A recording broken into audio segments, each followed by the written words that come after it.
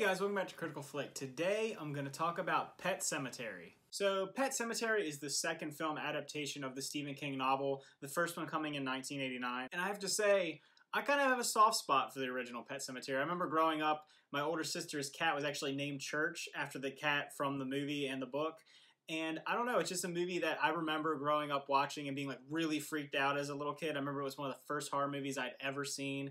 That and the original Poltergeist were some of like the staples of my early childhood. So I was actually really surprised and happy that they were making a remake of this movie. I felt like it's a kind of a movie that had been lost in time, especially with this Stephen King resurgence, with It coming back, the Hulu series coming back, Gerald's Game.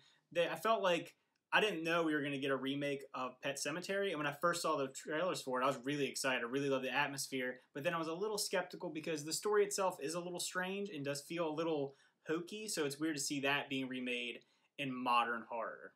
That being said, I actually did really enjoy this movie. I do see there's some mixed reviews with this film, and I do understand some of the criticisms with it, but I actually thought it was a pretty well-made movie. I thought there was a pretty faithful adaptation of both the book and the original film. I know it has some slight differences. Personally, I've never read the book. I've just seen the first film plenty of times. I've actually never read any of Stephen King's works. I've just seen all the movies. I really do want to start diving in and reading some of the books. I do really enjoy these films, and I think having a little appreciation of the source material would make me enjoy them even more, even though I do hear that some people who read the books don't love the movies because the books can be very convoluted and very strange, and that transitioning into film can be a little off-putting for some people, but I'm still interested to read them, so I think I'm going to check a few of them out.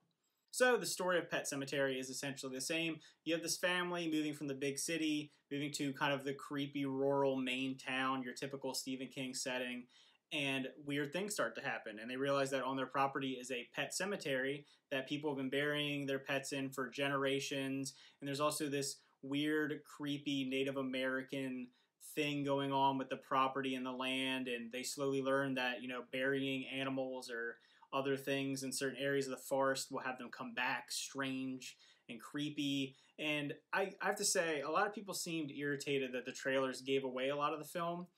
I guess that didn't bother me so much in the fact that it is a remake, and it is a remake of a movie that's based off of a very popular and famous book from a famous author.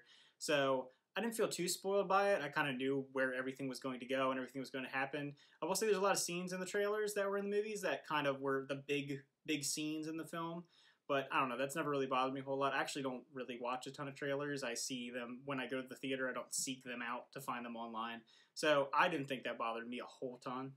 I think the performances in the movie were actually really good. I think that horror acting can be really hard, and I think recently you've had some really incredible films that have had some really good acting in the horror genre, between Hereditary, and I personally loved It Comes at Night, if you want to consider that a horror film. And then I think Us had some really good acting recently. So, I mean, it's not your throwaway slasher movie that's just there to make money, just your really generic horror film. Like the ones that come out every October where you're like, oh, that's going to be just a teen horror movie that's going to be really terrible with really bad acting. This was really well made, and I think that it stayed pretty faithful to what it wanted to do with the movie, even if that was at its detriment at times. Jason Clarke in particular I thought was really good. He's an actor that I've always really enjoyed. I think he doesn't get enough credit. I think he's just that guy that people are like, oh, he's in the movie, he's there, he's in a ton of movies, and he's kind of hit or miss on whether his movies are good or bad. I don't think he's necessarily the issue in his movies that end up being bad, but I thought that he did a good job. He played a very interesting character, being a doctor that was very grounded and very logical in the beginning of the film, and having to deal with like his idea of a loss was so grounded and rational, and then it had to shift to this supernatural understanding of what comes after death, and that death should maybe be permanent, and that he should have stuck with his original idea set. Amy Semmets, who plays the wife, I'm not sure if I pronounced that name correctly, she did an amazing job. I thought her character was one of the really standout characters in the film. Her dealing with her past traumas and her sister was one of the most interesting parts of the film for me. I think that it was really one of the most terrifying parts, is dealing with her issues with her sister and the things that happened and just everything around that and the flashbacks and that invading her current psyche. I thought that was really creepy. I thought it was the creepiest part of the film. Jonathan Lithgow was another really big standout. I was honestly worried when I first saw the trailers for his casting because I had never seen him in a movie like this. And when I was growing up, surprisingly, Judd was like the character I always remembered. I remembered the guy who played it, who played Herman Munster, Fred Gwynn. I remember as a little kid, my dad just quoting him being like, "Sometimes dead is better." And I just remember that being an iconic part of that original film. And I was worried that was going to get lost in this. But I think he did a really good job of playing that very warm character that kind of moves the story along. And I thought that he was, like I said, another standout in this movie. I thought the cinematography, for the most part, was done very well. I think that the practical effects that they used in the film worked really well when they did use practical effects.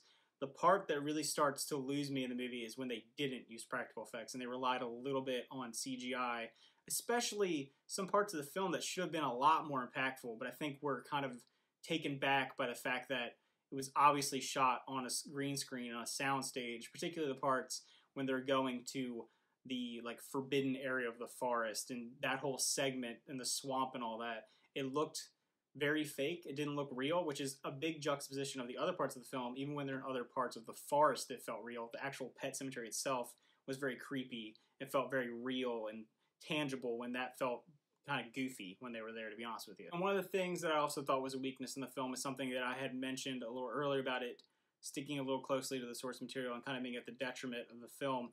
It does have a slow build in the beginning. It has a lot of exposition and build up to the actual events in the movie. The first 3/4 of the movie is kind of building up to what you already know is going to happen, and you kind of just wanted to get there. I thought it didn't bother me a whole lot, but at the same time, I was like, this is dragging a little bit for a movie that is only, was it hour and 41 minutes, hour 45 minutes. It felt a little long in the beginning. It felt like the first hour was a little slow. Like I said, it didn't bother me a lot, but I could see how that would be off-putting to some people.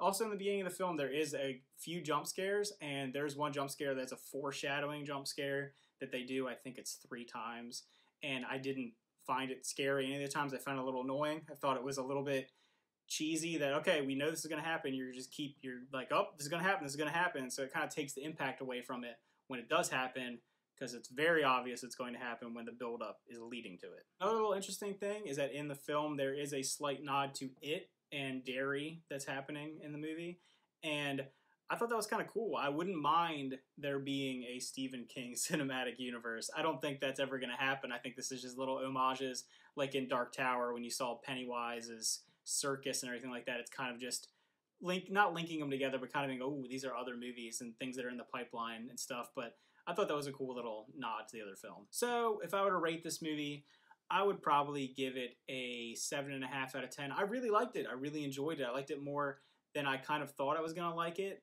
I love the original film, and I think that this one does a really good tribute to it. I don't necessarily think a remake was necessary for this movie, and I think it shows that this was kind of an idea that was, oh, let's remake this kind of iconic story. But in 2019, it just doesn't, I don't know, it doesn't feel as scary as some of the other things that are coming out. It doesn't feel as, it doesn't feel as gritty as some of these other creative, really original horror movies that we've been getting recently. It feels like a remake, even though I did enjoy it. Like I said, performances were really good. I thought cinematography was pretty good. I thought the atmosphere was great. I really enjoyed a lot of things about this movie. At the end of the day, it does have its flaws. It does have its cliches to it. And it does feel like a movie that is a remake, very much so. Alright guys, thanks for watching. Remember to like and subscribe. And tell me, did you like it? Is this one of your favorite Stephen King adaptations? Did you think it was as good as, let's say, It? Do you think it was as good as some of the other things in this resurgence of them coming back? Are you excited for maybe more Stephen King things down the pipeline, like It Too? Just put them down in the comments below, and see you guys next time.